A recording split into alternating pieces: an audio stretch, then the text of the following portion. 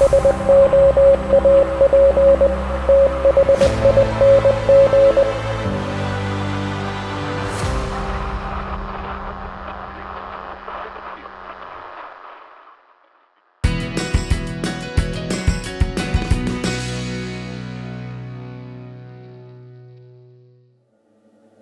to another shave here on the Soap Thing Project. In this video I am going to do the 12th and final member of the Chosen 12. The chosen one for the month of May 2024 is this one right here, Crowne and Crane Makai. And the theme for this month was that it just had to be any dupe of any designer fragrance. This one is a scent dupe of Acqua di Gio by Armani. The soap that lost the coin toss was Sterling Deep Blue Sea, which is a dupe of Bleu de Chanel. So let's talk about this scent, Crowne and Crane Makai. Like I said, we'll talk more about what the Chosen 12 are during the shave, but for this soap we have, for the ingredients, we've got tallow, aloe vera juice, cocoa butter, shea butter, cocoa butter, glycerin, lanolin, and tussa silk, all wrapped in a package for $16.95 for 5 ounces. So quite competitively priced, if I do say so myself. And we'll touch on the scent a little bit during the shave. I don't think I need to talk about the scent very much because, let's be honest, Acqua di Gio is one of the best-selling and most recognizable fragrances in the world. People who think they don't even know what it is, I guarantee you have smelled it at some point or another and didn't even know it. So head on over to a Sephora or a Macy's and just pop the top on the tester and give it a smell, and you'll know exactly what I'm talking about. So that's the soap. Got the matching aftershave balm, Crowne and Crane Makai. So that's going to be the aftershave. For the razor, we have the Rockwell 2C, kinda sorta. I just bought a bunch of loose parts and bought the plate I wanted, which is the 2 and 4 plate.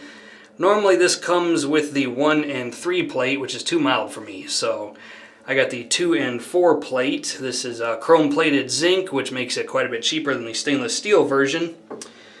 And I'm going to put a Gillette 7 o'clock Super Platinum into this razor today. And for the brush, we have the 24mm QED Select 4324. And this is a 24mm silver tip badger. So that's going to be the brush. All right, let's do this thing.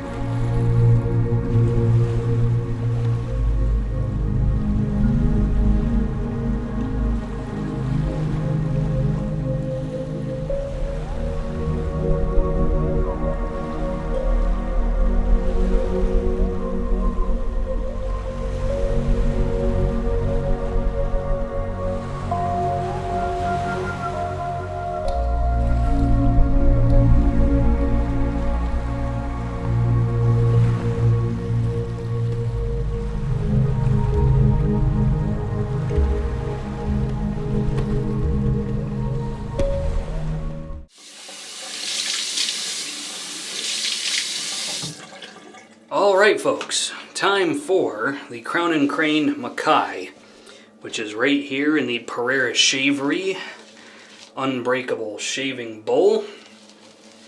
The scent strength on this is low, surprisingly enough. 2 out of 5 on the sniffometer for me. But it's a good scent, very good scent. Alright, let's put it on the face. And while we're doing this, we'll talk about, so what was the Chosen 12? Well, so for those of you who don't know, I am active duty United States Air Force, and I was originally stationed in southern Illinois near St. Louis. And I was informed that I had to PCS to do 12 months in Incirlik Air Base in southeast Turkey. And I couldn't bring my entire collection with me. That would have been just untenable. So I chewed over, well, what do I do? What am I going to do with the channel? Because I didn't want to let it go. I've put too much time and energy, money into this. So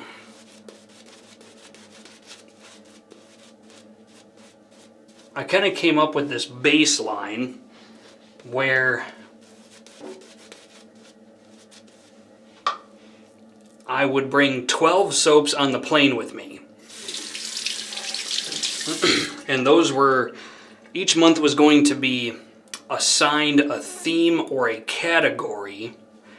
And within that category, I had to pick 2 soaps and then flip a coin.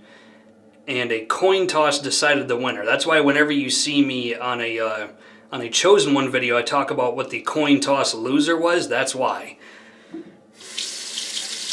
And I paired them with an aftershave and bundled them up and put them in my suitcase, and they came over here with me on the plane. And so let's start this. I'll keep talking about it. We have the Rockwell 2C with a Gillette 7 o'clock Super Platinum.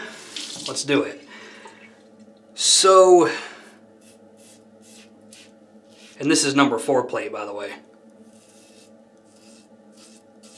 So when I first got here, I thought that was basically going to be it. There was going to be one video with a set per month, and then I might squeeze in sample shaves here and there.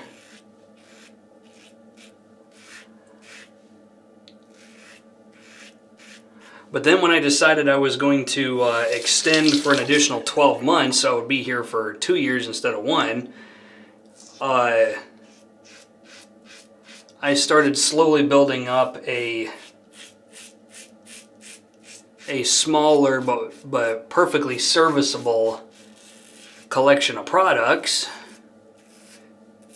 and the Chosen 12 became less meaningful. Now, I still think it means something because these were the originals that I brought over here on the plane with me, but as far as like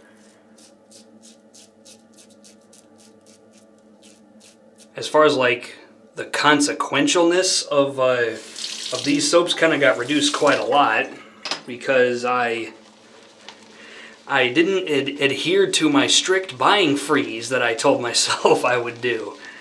I'm not buying much stuff now. The last thing I bought was Barrister and Mann Fougere Angelique, and that was a few weeks ago. But yeah, that was the Chosen 12. So at some point I might do a Soap Thing Thoughts episode and talk about the Chosen 12 in more detail and reflect on, you know, if I could do it differently, what would I do?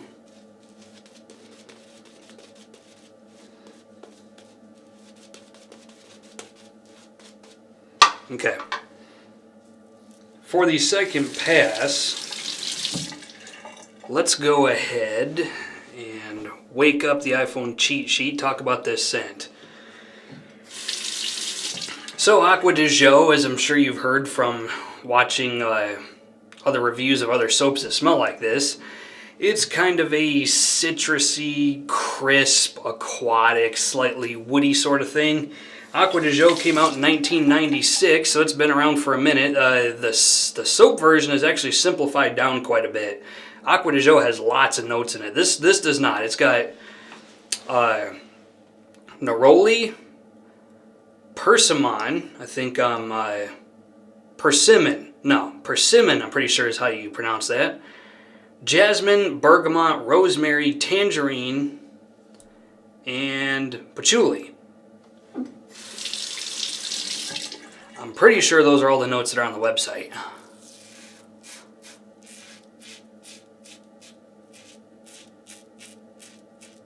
So this is a very bright, citrusy kind of scent. It's aquatic to a degree, but I think this is more of a... It's making more of a statement about being citrusy and woody.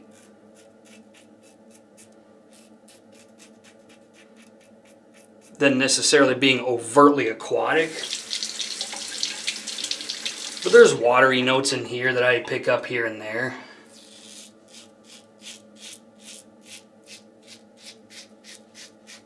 It's a good scent.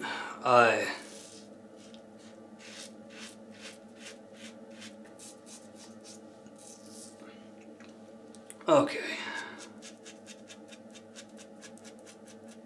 But yeah, if you like bright, citrusy scents, then you're going to love this.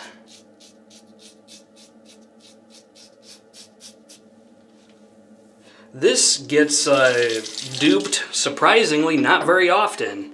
I can only think of a couple, 2 or 3 artisans that are well established that dupe this scent. One of them is Sterling, which I don't know if they still sell that scent or not. I don't remember if it was a mainline release or if it was a limited edition.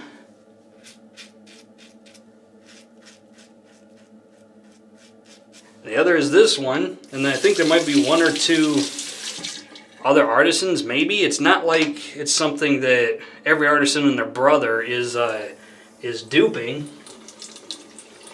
It's duped, you know, a bit less often, which kind of surprised me. You figure out of all the scents that are getting duped like crazy, this would be one of them, but not really.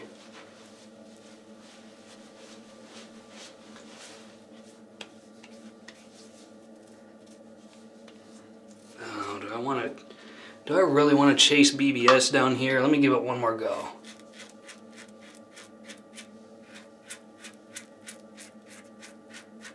Taking a risk, but I think I could get a little bit closer on that one. Oh yeah, that's better. That is a hell of a shave. I'm telling you what. Moving on to the aftershave balm. This stuff is kind of thick. Thick in a little bit goes a long way. It looks exactly like sunscreen, for those of you who are curious.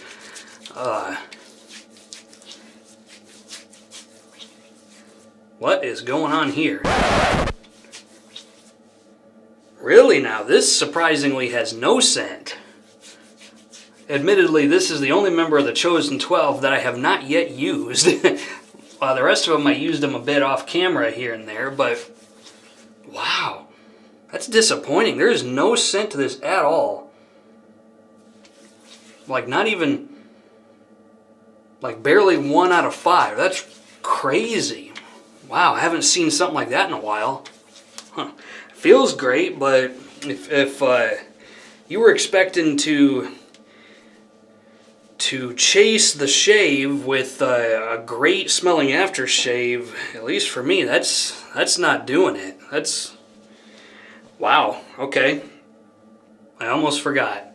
I have to ask a couple questions about this shaving soap right here. The first question is, if I could do the Chosen 12 all over again, would I pick this one if it wasn't a coin toss, if I had complete control? The second question is, if I exhausted this to an empty tub, would I buy it again? And unfortunately, the answer to both of those questions is no. For a couple of reasons. One is, the scent on this isn't quite where I would want it to be. I've done a review before on Sterling Dunshear, which is another Aqua de Joe dupe, and I think that is a stronger scent that is a more accurate scent. It's closer to actual Aqua de Joe, and that's the second reason I probably wouldn't take this with me overseas again, or even buy it if I ran out, because it's not remarkably close to Aqua de Joe. It definitely smells like they tried, and it's a very, very good scent. It's just not remarkably close. And if you're proclaiming that it is heavily inspired by a certain scent, and then you don't get remarkably close, well, that's a fail. I mean, what else can I say about it? It's a hard place for me to be, because on the one hand, this is a phenomenal soap base, and it's a phenomenal scent. It's just not remarkably close to what it's trying to be, and the scent strength is too low. I mean, sorry, what else do you want me to say? At a certain point, you have to draw the line, and unfortunately, this one in particular, I'm not going to speak for all Crowne and Crane soaps, but this one fell below the line. And that's all I'm going to say about that. Questions, comments, put them in the comment section of the video. Otherwise, this is Soap Thing telling you, shave like you mean it all the freaking time. Thanks for watching.